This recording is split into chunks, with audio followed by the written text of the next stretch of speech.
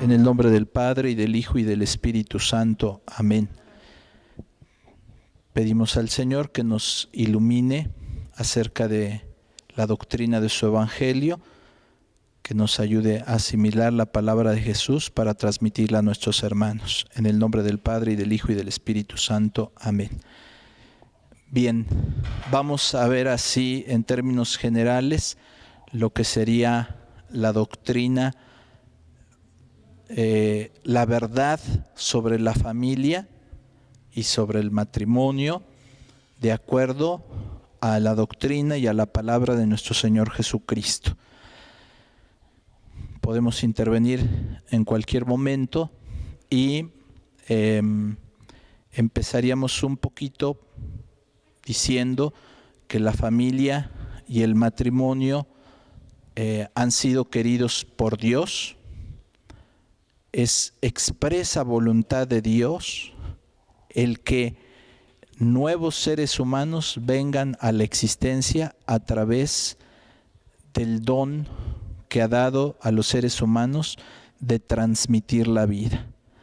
En teoría, Dios podría haber hecho al género humano todo de una sola vez, todo, o bien en diversas etapas, pero siempre lo podría haber hecho Dios con su infinito poder.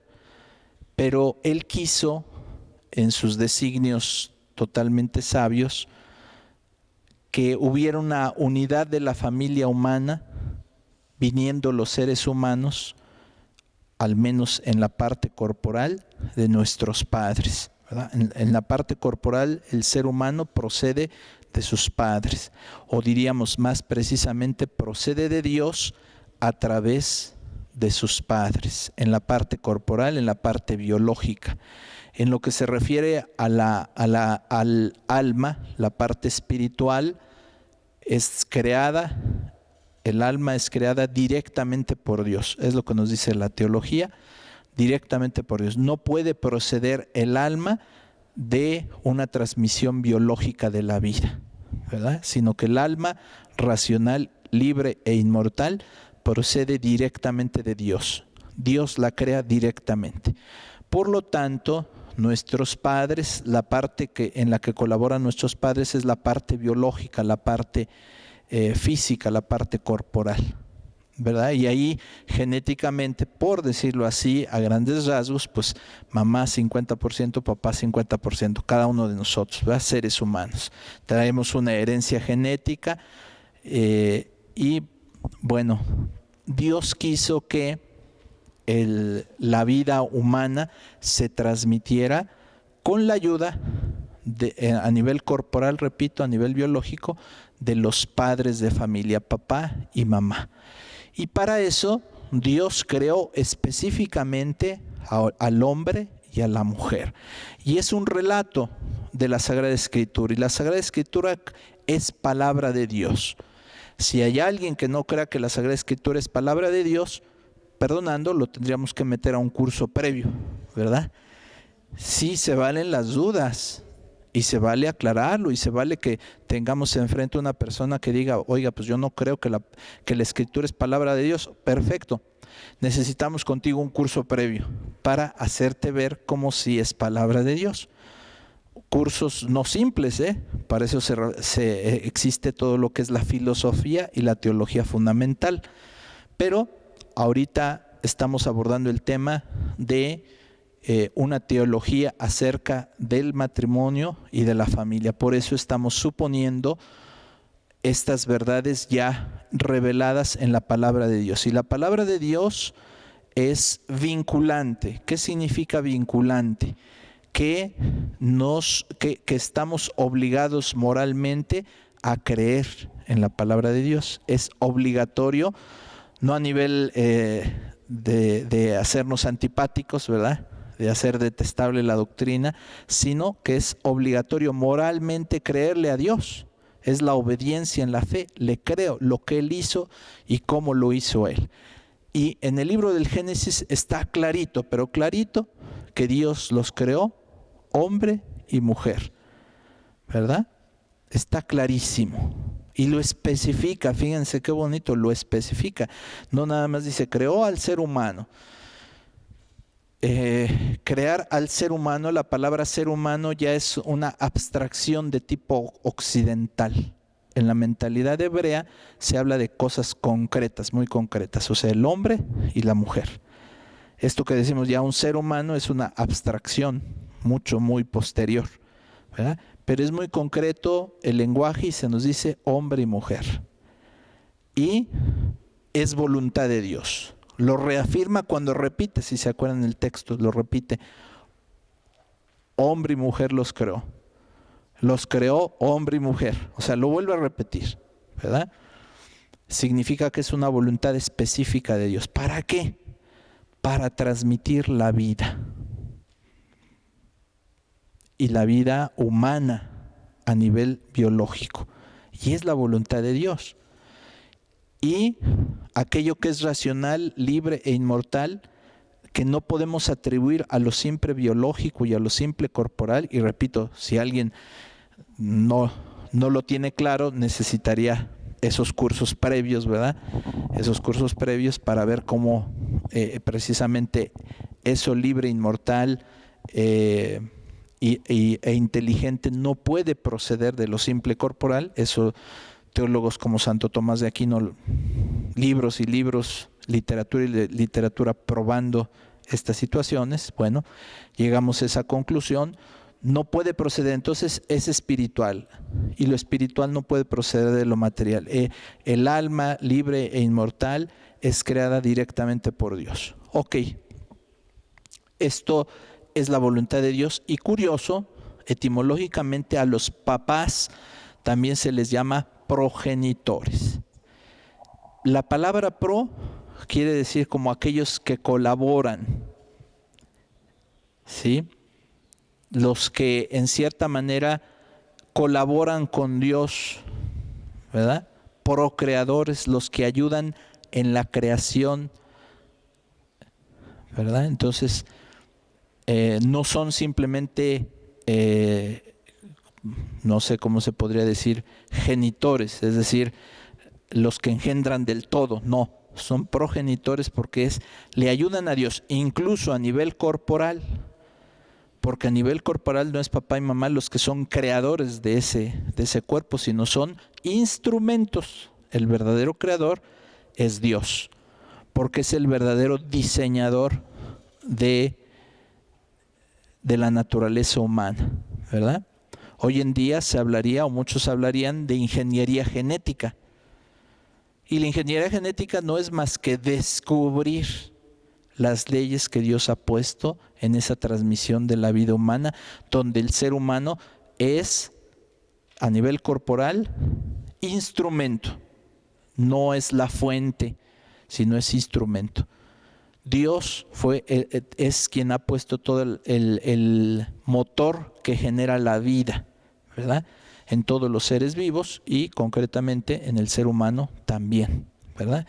Entonces, ahí están las bases, diríamos, de la transmisión de la vida humana, de cómo Dios quiso que muchos seres humanos vinieran a la vida. Repito, Él lo podría haber hecho todos de una sola vez, millones, billones de seres humanos, como se habla que así creó a los ángeles. Los ángeles no tienen papá y mamá, ángeles. Ellos, Dios los creó directamente a todos, ¿verdad? Millares y millares, miriadas y miriadas, dice la Escritura, todos directamente. En el ser humano no quiso así, quiso que por amor un hombre y una mujer estuvieran realizando una unidad, y que por amor, al realizar el plan de Dios en la sexualidad, pudieran venir a la vida nuevos seres humanos. Y ese es el plan de Dios. Muy, muy concretito, ¿verdad? Y muchos dirían, ¿cuál es el fin primero del matrimonio? Pues ahí diríamos que el fin primero es la transmisión de la vida. Para eso Dios quiso que hubiera esa unión entre el hombre y la mujer, como fruto del amor. Y no solamente el fruto del amor entre el hombre y la mujer, sino la unidad de toda la familia humana, que procedemos unos de otros, que Dios puso el mandamiento: honrarás a tu padre y a tu madre. Y haciendo esa unidad y llegando hasta el final de esa unidad, que es precisamente Dios mismo está al principio y al final de esa humanidad. Allí encontramos como un vestigio de lo que pudo haber sido la intención de Dios, es decir, la unidad de todo el género humano, la unidad en el amor, la unidad entre el género humano, es decir, entre unos y otros, a través de realizar esa voluntad de Dios, ¿verdad? Allí está como la intencionalidad. Obviamente, más allá y detrás, dirían los teólogos, también está la gloria de Dios. Todo lo que Dios hace es para su gloria, y San Ireneo va a decir: la gloria de Dios es que el hombre viva, ¿verdad? Entonces, bueno, ahí tenemos esa intención de Dios y tenemos esa teología primera en el libro del Génesis, datos muy concretos. El hombre fue creado y es creado por Dios y es creado para transmitir la vida humana, y es creado para que haya una unidad en el género humano y para que haya un amor participado de Dios, porque la creación y el transmitir la vida es una obra de amor, y esa obra de amor Dios no quiso, en el caso del ser humano, no quiso crear todo así de una sola vez, sino que en cierta manera, con cuánta humildad Dios lo hace, nos participa de la gloria de transmitir la vida, ¿verdad? O sea, nos hace partícipes, nos hace sus ayudantes para transmitir la vida. ¿Qué humildad de Dios! Y cómo generar el amor entre los seres humanos, todos unidos unos con otros, porque imagínense que hubiéramos sido como los ángeles, pues no tendríamos ni mamá ni papá, ni podríamos decir que somos hermanos, porque tampoco es que procedamos de unos de otros, sino únicamente en relación a Dios, ¿verdad? Sí. Claro, hay más amor, pero eso Dios lo quiso participar. Eso es un invento, entre comillas, de Dios. Que el amor estuviera ya en la mamá, en el papá, en los hijos, por eso es la unidad del género humano. Es un invento, entre comillas, es un invento de Dios, o sea, es creador de Dios, una maravilla en el ser humano. Se da el amor porque precisamente repito, que el hombre y la mujer se aman, pero también los hijos con los padres con los hijos, y toda la humanidad. Pero, repito, este es un diseño de Dios, es lo que quiero señalar, es un diseño de Dios y la humildad de Dios que nos participa. Si alguien quisiera decir: yo me reservo todo y todos proceden directamente de Dios, y sin embargo Él lo quiso hacer de otra manera, ¿verdad? Bueno, ese diseño de Dios implica también lo corporal y el universo físico. Porque ustedes saben que, de acuerdo al relato del Génesis, toda la creación tiene razón de ser porque venía el ser humano. O sea, Dios no creó las cosas en sí mismas, sino porque venía el ser humano, el culmen de la creación, y al ser humano le entrega toda la creación, ¿verdad? Dominen la tierra. Dominar significa ser señor de la tierra, y ser señor no significa lo hago a mi antojo, sino administro la tierra, ¿verdad? Hago las veces del Señor, Dios de los cielos. En lugar de Él está el hombre para administrar todos los bienes de la tierra, que entre paréntesis fueron creados para gloria de Dios, sí, pero en el servicio al ser humano, ¿verdad? Esa es la gloria de Dios, que el hombre viva. Dice otra vez, lo repito, San Ireneo: la gloria de Dios es que el hombre viva. y eso significa que el hombre sea feliz, que el hombre se realice, eso es lo que Dios quiere, esa es la gloria de Dios, ¿verdad? Bueno, entonces de ahí vienen los seres humanos y por eso decía que ahí se inscribe la finalidad del matrimonio. ¿Cuál es la primera finalidad? Algunos dicen, no, pues es que la finalidad es la finalidad unitiva. En la doctrina católica hay dos finalidades, la unitiva y la procreadora. Procreadora, transmitir la vida, y la unitiva es que se unen el esposo y la esposa. ¿Cuál es la primera finalidad? Se ha dicho, ¿verdad? Pero vemos que en el plan creador es el transmitir, y ya el amor es como parte de ese plan para transmitir la vida. Es el amor entre el hombre y la mujer, la mutua atracción, la mutua complementariedad y el fruto del amor. Que recordemos muy bien que antes del pecado original el ser humano no estaba sujeto a las pasiones, entendidas estas como desorden. La pasionalidad como la tendencia absoluta hacia un objeto, cuando es racional y es libre, significa como la tenacidad, como la agudeza para perseguir un fin. Eso sí lo tenían nuestros primeros padres y eso no lo tenemos nosotros. No somos perseverantes, no somos tan tenaces como ellos, con facilidad. Pero si por pasionalidad entendemos una atracción desordenada en la cual no dominamos, la cual nos domina, la cual nos invade, eso no lo tenían nuestros primeros padres. Por lo tanto, la sexualidad era fruto realmente del amor. Era totalmente dominada la sexualidad por la racionalidad y por la emotividad y por la libertad humana. Entonces no había eso, sino había todo lo que Dios creó de bueno para la sexualidad. Entre otras cosas, el placer sexual fue diseñado por Dios como algo añadido para cumplir esta misión. Pero lo primero es la transmisión de la vida, ¿verdad? Y que bueno, Dios lo adorna de mil maneras, pero eso no es la finalidad. El pecado viene cuando las cosas se pervierten. Y aquí habría que analizar la palabra perversión a nivel etimológico, porque muchos entienden, la perversión igual a pecado, igual a cosas negativas, igual a... Sí. No, la perversión etimológicamente es pervertir, es invertir el orden, ¿verdad? Invertir el orden, cambiarle el orden. Entonces, aquí el orden era el amor, la transmisión de la vida, y se le añade la sexualidad.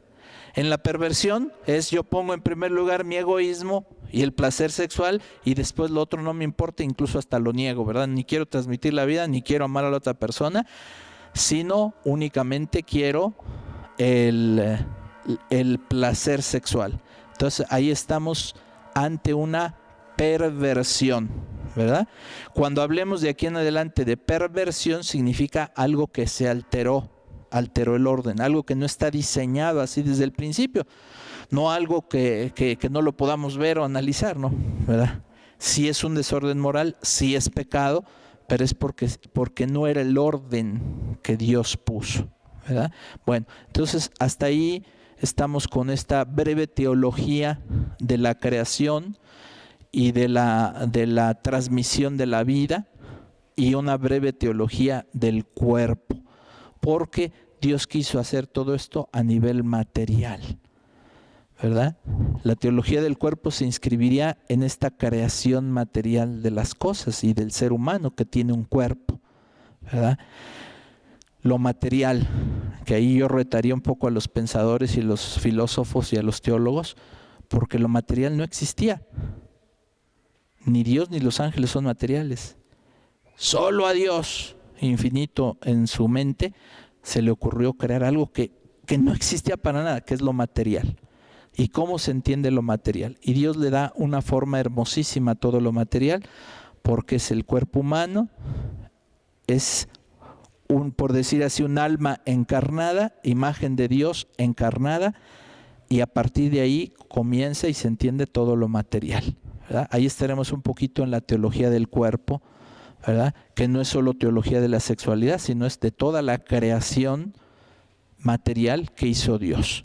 Bien, de ahí pues podemos extender un poquito a la teología de la familia, en cuanto que pues de ahí vienen nuevos seres humanos, los cuales hacen ya una unidad, porque el Hijo es como una fusión del Padre y de la Madre.